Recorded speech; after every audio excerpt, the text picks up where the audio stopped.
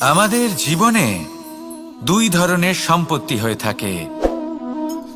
এক হলো ভৌতিক সম্পত্তি, এক হলো জৈবিক সম্পত্তি। অর্থ, সম্পদ, সুবিধে, খাদ্য এইসব ভৌতিক সম্পত্তির মধ্যে পড়ে।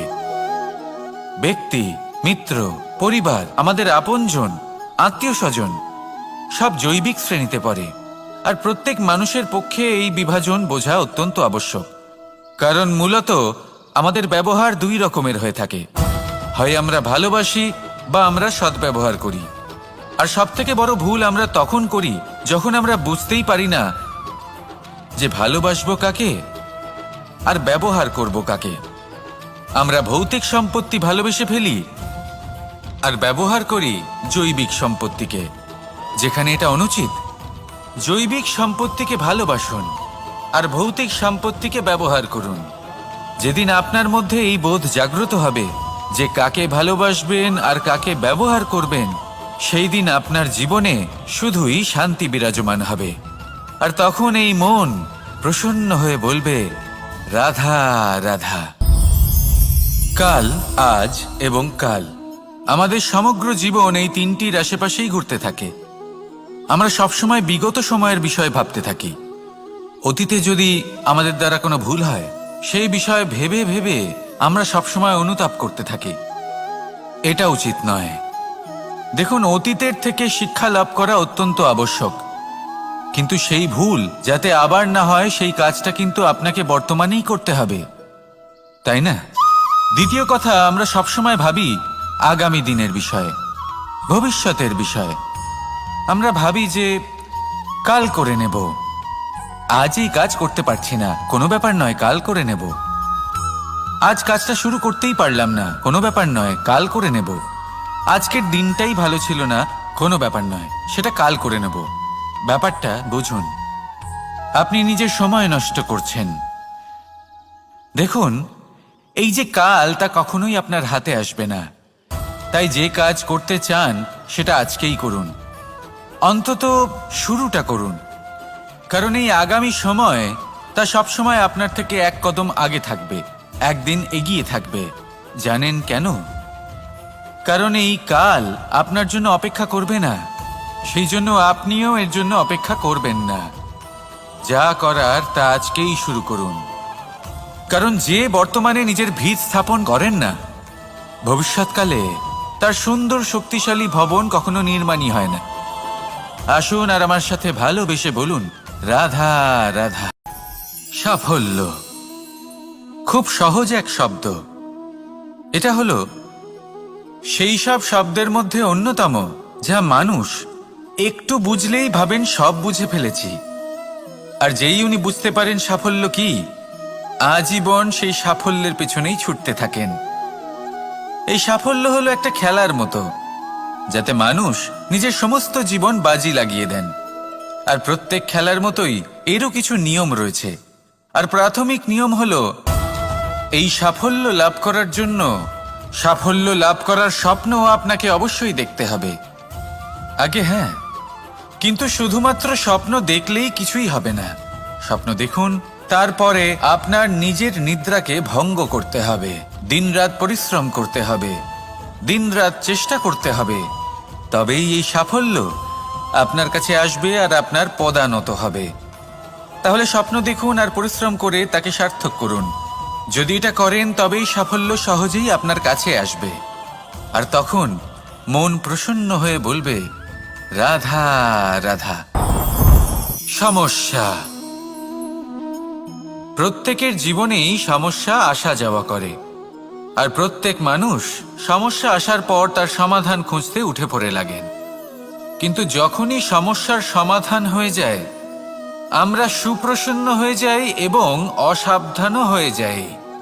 আমাদের মনে হয় যে আমরা সম্পূর্ণরূপে সমস্যার অন্ত করেছি, কিন্তু কোথাও না কোথাও একটা ছোট্ট বীজ রয়েই যায়।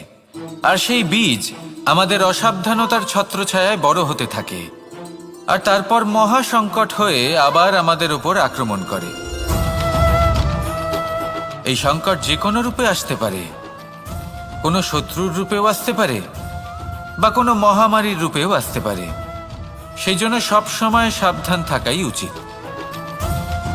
কারণ অসাবধান হলে কি হয়, আমাদের সুরক্ষা চক্রে একটা ছেদ উৎপন্ন হয়, আর আমাদের শেষ করতে পারে এমন এক বাণ সেই ছেদ বিন্দু হয়ে আমাদের হৃদয়ে প্রবেশ করতে পারে।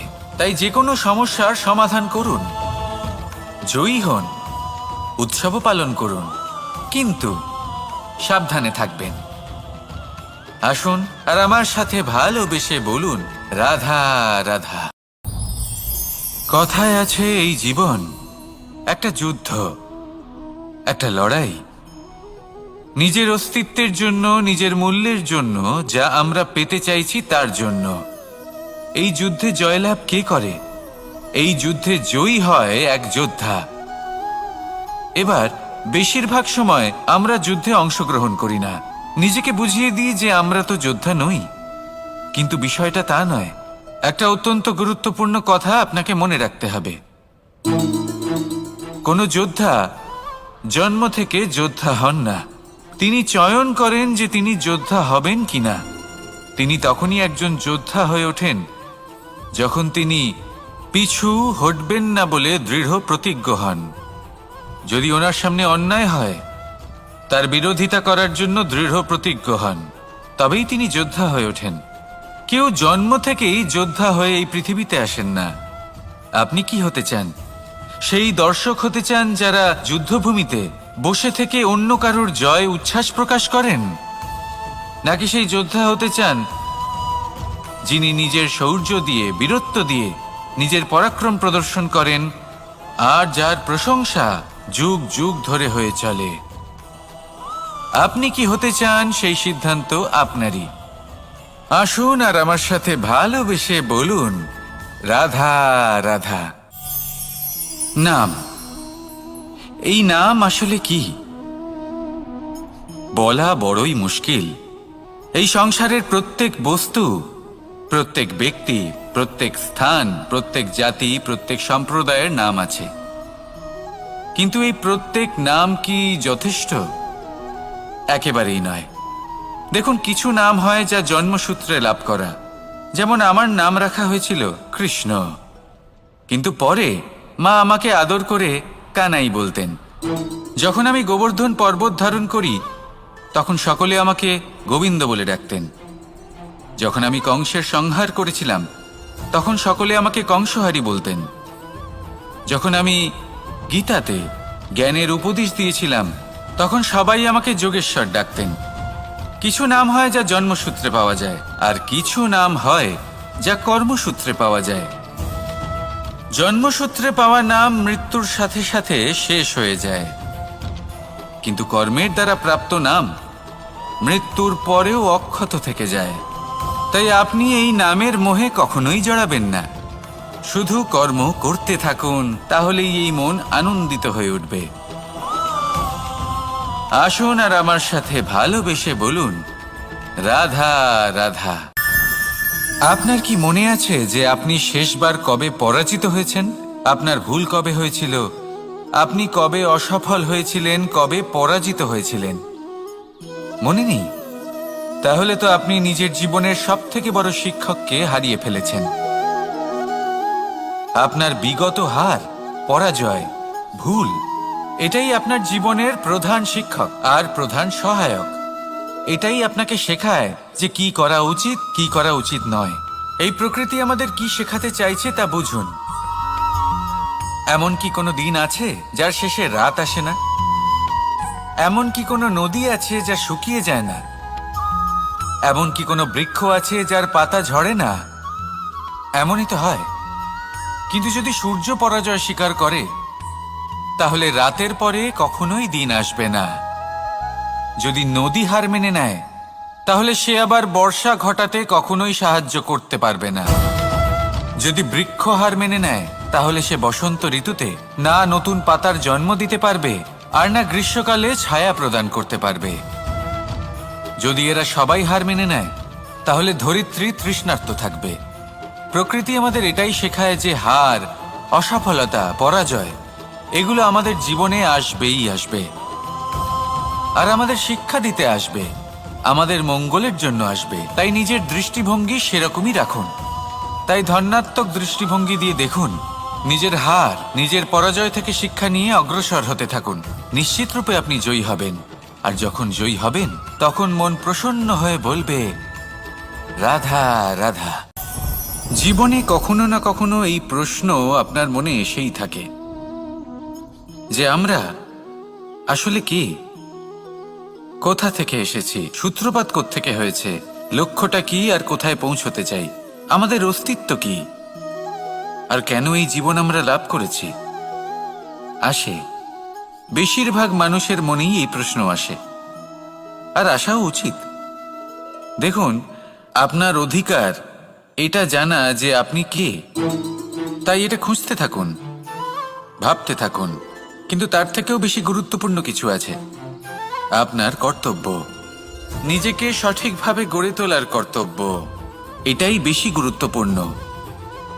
এটাই করুন, নিজেকে নির্মাণ করুন, নিজের কর্মগুলিকে, নিজের গুণগুলিকে, নিজের মূল্য নির্মাণ করুন, যা আপনার অস্তিত্বকে আকার দিতে পারে, আপনার পরিচয়কে আকার দিতে পারে, যা আপনাকে আপনার লক্ষ্যে পৌঁছে দিতে পারে, যা আপনাকে আপনার সূত্রপাত দেখাতে পারে, আপনাকে নির্দেশ দিতে পারে। তারপর নিজেকে খোঁজার কোনো অর্থই থাকে না। নিজেকে নির্মাণ করা বেশি গুরুত্বপূর্ণ হয়ে যায়, আর এটাই হলো বেশি গুরুত্বপূর্ণ কাজ। তাই আপনিও এটাই করুন, আর আমার সাথে ভালোবেসে বলুন, রাধা রাধা। সংসারের সবথেকে গুরুত্বপূর্ণ বস্তু কি? সবথেকে গুরুত্বপূর্ণ ব্যক্তি কে? সবথেকে গুরুত্বপূর্ণ অস্ত্র কি? আপনার কাছে সবথেকে গুরুত্বপূর্ণ সময় কোনটা? এমন অনেক প্রশ্ন আমাদের মনে আসে, এবং তার উত্তর খোঁজার জন্য আমরা কি না করি, কোথায় কোথায় না যাই, যেখানে এর উত্তর আমাদের কাছেই রয়েছে, আমাদের সামনেই রয়েছে। সংসারের সবথেকে গুরুত্বপূর্ণ ব্যক্তি হলেন তিনি, যিনি এই মুহূর্তে আপনার সাথে রয়েছেন, আপনার সামনে রয়েছেন। সবথেকে গুরুত্বপূর্ণ অস্ত্র হলো সেটাই যা আপনার কাছে রয়েছে।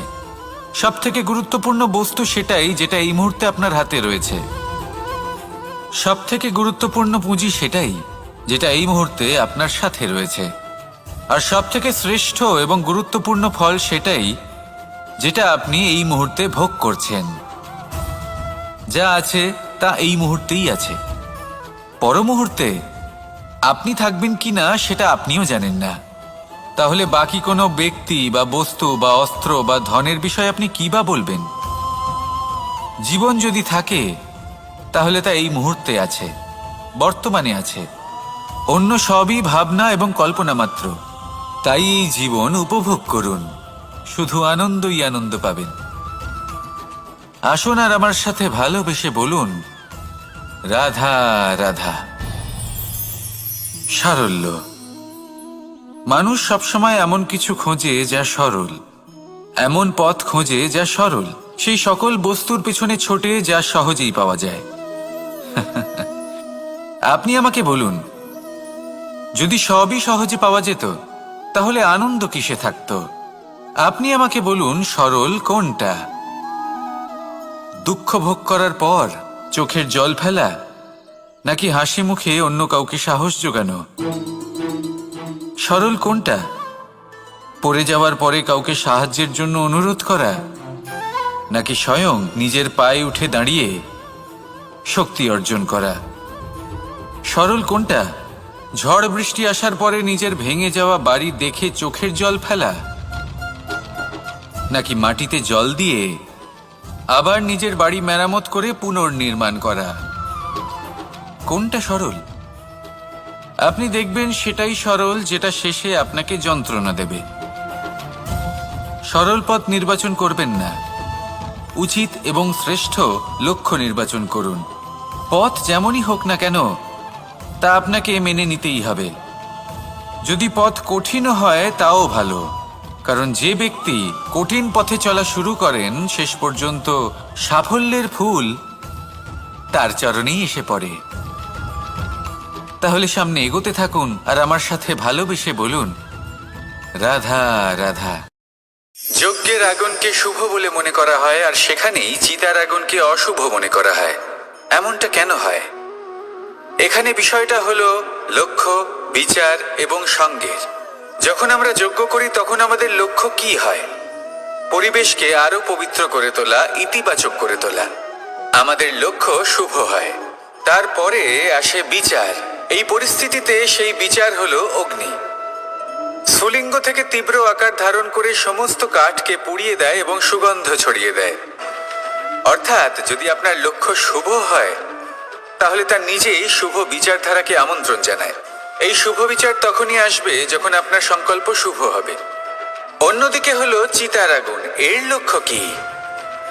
একটা দেহকে পরধামে পৌঁছে দেওয়া। সবার শেষে সবকিছু আপনার উপরে নির্ভরশীল যে আপনি কোনটা চয়ন করতে চান। আপনার লক্ষ্য যদি শুভ হয় তাহলে আপনার বিচার এবং সঙ্গতি আর তার পরিণাম সবই শুভ হবে। আসুন আর আমার সাথে ভালোবেসে বলুন, রাধা রাধা। এই সংসারের প্রত্যেক বস্তুর, প্রত্যেক পরিস্থিতির, প্রত্যেক আবেগের দুটি দিক আছে। এর মধ্যে পার্থক্য করা সম্ভব শুধুমাত্র দৃষ্টিভঙ্গির দ্বারা। যদি কোনো ব্যক্তি পর্বত শিখরে দাঁড়িয়ে থাকেন তাহলে উনি এটাই দেখতে পাবেন যে এই জলের ধারা সমুদ্রের দিকে বয়ে চলেছে। আরেক ব্যক্তি যিনি সমুদ্রের কাছে দাঁড়িয়ে আছেন তার এটাই মনে হবে যে এই জলের ধারা সমুদ্রের দিকে আসছে। এখানে বিষয়টা হলো দৃষ্টিভঙ্গির, আর এটাই সময়ের সাথেও হয়ে থাকে। অনেক সময় মানুষ চিন্তিত হয়ে পড়েন, ত্রস্ত হয়ে পড়েন যে তার কাছে হয়তো খুব কম সময় আছে, তাতে তিনি অনেক কিছুই করতে পারবেন না, আর একটু সময় থাকলে খুব ভালো হতো। তিনি এইভাবেও ভাবতে পারেন যে অল্প হলেও সময় বাকি তো রয়েছে, অর্থাৎ যা অবশিষ্ট আছে তাকে সংরক্ষণও করা সম্ভব, তাতে জীবন যাপনও করা সম্ভব। আর এটা নির্ভর করছে আপনার উপর। তাই দৃষ্টিভঙ্গি ইতিবাচক রাখুন আর আমার সাথে ভালোবেসে বলুন, রাধা রাধা।